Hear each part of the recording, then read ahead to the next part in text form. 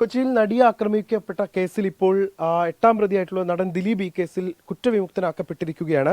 ഒരുപാട് സ്ത്രീ പ്രവർത്തകരുടെ ഒക്കെ വലിയ ഇടപെടലുകൾ ഈ കേസിന് പിന്നിൽ ഉണ്ടായിട്ടുണ്ട്. ഇപ്പോൾ ദിലീപ് കുറ്റവിമുക്തനാക്കപ്പെട്ടിരിക്കുന്നു. 1 മുതൽ 6 വരെയുള്ള പ്രതികൾ മാത്രമാണ് കുറ്റക്കാരാണെന്ന് കണ്ടെത്തിയിട്ടുള്ളത്. കെ അജിത ഇപ്പോൾ നമ്മോടൊപ്പം ചേരുന്നുണ്ട്. എങ്ങനെയാണ് ഈ കോടതി വിധിയോട് അങ്ങ് പ്രതികരിക്കുന്നത്? ഈ കോടതി വിധി ഞാൻ മനസ്സിലാക്കുന്നത് അങ്ങേയറ്റം നീതി നിഷേധമായിട്ടാണ്. ഇതിൽ ചെറിയ മീനുകളെ പിടിച്ച് ജയിലിലിട്ടു, അവർക്ക് ശിക്ഷ കൊടുത്തു. യഥാർത്ഥത്തിലുള്ള മീനിനെ വെറുതെ വിട്ടു എന്നുള്ളതാണ് ഈ കേസിൻ്റെ ഈ വിധിയുടെ ഒരു അവസാനം. അപ്പോൾ ഇത് ഗൂഢാലോചനയെ സംബന്ധിച്ച് ഒരുപാട് തെളിവുകൾ ഇതിന് ശേഷം വന്നതാണ്. നമ്മൾ ബാലചന്ദ്രകുമാർ മരിച്ചതും അദ്ദേഹമാണ് ഏറ്റവും വലിയ തെളിവ് കൊടുത്തിട്ടുള്ളത്. അതിനുശേഷം എന്തായാലും അദ്ദേഹം മരിച്ചു എന്നുള്ളത് ശരിയായിട്ട് അദ്ദേഹത്തിൻ്റെ മൊഴി ഉണ്ടല്ലോ, അവിടെ കോടതിയിലുണ്ട്. അദ്ദേഹം എന്തെല്ലാം ത്യാഗങ്ങൾ ചെയ്തിട്ടാണ് അത്തരം മൊഴി കൊടുത്തത് എന്നുള്ളത് നമുക്കറിയാം.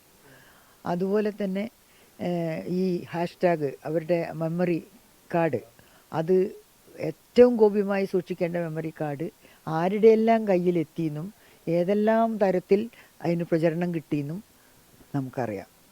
ആദ്യം തന്നെ 8ാം പ്രതിയുടെ കയ്യിൽ തന്നെയാണ് അത് കിട്ടിയത്.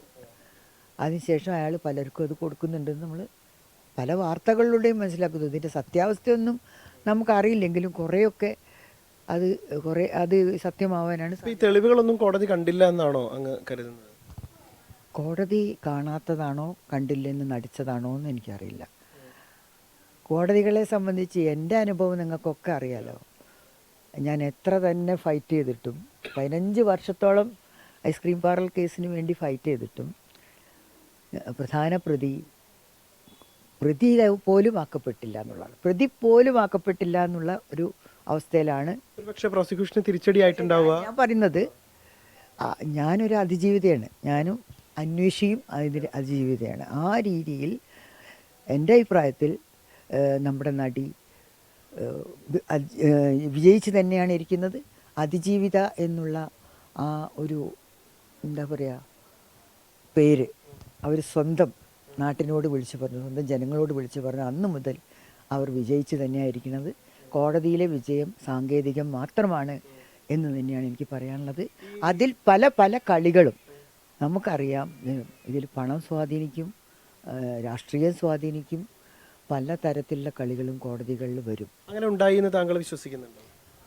ഉണ്ടാകാൻ ഇടയുണ്ട് എന്ന് തന്നെയാണ് ഞാൻ വിചാരിക്കുന്നത്. അതുപോലെ തന്നെ ഇപ്പോൾ ഈ കേസിൽ ഏറ്റവും നിർണായകമായിട്ടുണ്ടാവുക ഒരുപക്ഷെ അമ്മയിൽ തന്നെയുള്ള അവരുടെ കൂട്ടായ്മയിൽ തന്നെയുള്ള ആളുകളുടെ മൊഴിമാറ്റം അടക്കമായിരിക്കും. അത് കോടതി വിധിയെ സ്വാധീനിച്ചിരിക്കാമെന്ന് കരുതുന്നുണ്ട്. അത് യഥാർത്ഥത്തിൽ അമ്മയുടെ ഒരു 6 7 പേരല്ലേ, അല്ല കുറേ പേര് മൊഴി മാറ്റിയല്ലോ. ആ മൊഴിമാറ്റം ഒന്നും അപ്രതീക്ഷിതമായിരുന്നില്ല എന്ന് തന്നെയാണ് എനിക്ക് പറയാനുള്ളത്. അതിൽ ഞാൻ പറഞ്ഞില്ലേ, പലതരത്തിലുള്ള സ്വാധീനം ഇതിലൊക്കെ വരും, സാക്ഷികളെ ഒക്കെ. പക്ഷേ വളരെ ക്രിട്ടിക്കലായിട്ടുള്ള സാക്ഷികൾ മഞ്ജു വാര്യരും മറ്റൊക്കെ തന്നെ, ബാലേന്ദ്രകുമാർ, മഞ്ജു വാര്യർ അതുപോലെയുള്ള ആളുകളൊക്കെ തന്നെ വളരെ കൃത്യമായ മൊഴി കൊടുത്തിട്ടുണ്ട് എന്നാണ് ഞാൻ മനസ്സിലാക്കുന്നത്. ഇപ്പോൾ ദിലീപ് സംസാരിക്കുമ്പോൾ പോലും മഞ്ജു വാര്യരെ കുറിച്ച് പരാമർശിക്കുന്നുണ്ട് കുറേ നാളുകൾക്ക് ശേഷം. അപ്പോൾ ഇനി ഇത് പ്രധാനപ്പെട്ട ഒരു സാക്ഷി എന്നുള്ള നിലയ്ക്ക് മഞ്ജുവിനെതിരെ കൂടി ഇത് നീങ്ങാനുള്ള സാധ്യത, ഇനിയിപ്പോൾ അവരുടെ ഭാഗത്തു നിന്നുള്ള നീക്കങ്ങൾ അല്പം കൂടെ ശക്തമാകാനുള്ള സാധ്യതയുണ്ടോ? ഇത് ചോദിക്കാൻ കാരണം ഇതിൽ മൊഴി കൊടുത്ത പലർക്കും പിന്നീട് സിനിമ ഇല്ലാതാവുകയും ഇതിൽ പ്രതികരിച്ച പലർക്കും അവസരങ്ങൾ ഇല്ലാതാവുകയും ഒക്കെ ചെയ്യുന്ന സാഹചര്യമുണ്ട്.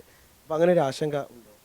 അത്തരം കുറേ കാര്യങ്ങൾ നടന്നിട്ടുണ്ട് എന്നെങ്കിലും ഇനി അതൊന്നും നടത്താനായിട്ട് കഴിയില്ല.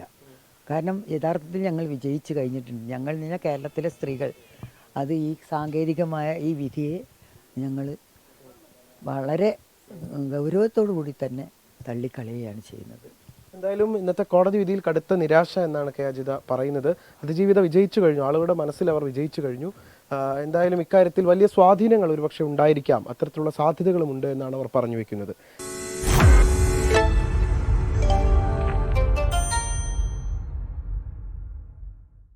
ലോകത്തെവിടെയായാലും ഏത് സമയത്തും 24 വാർത്തകളും ഓഗ്മെന്റഡ് റിയാലിറ്റി പാക്കേജുകളും എക്സ്പ്ലെയിനറുകളും വിശദമായി കാണാൻ ഞങ്ങളുടെ യൂട്യൂബ് ചാനൽ നിങ്ങൾക്ക് സബ്സ്ക്രൈബ് ചെയ്യാം.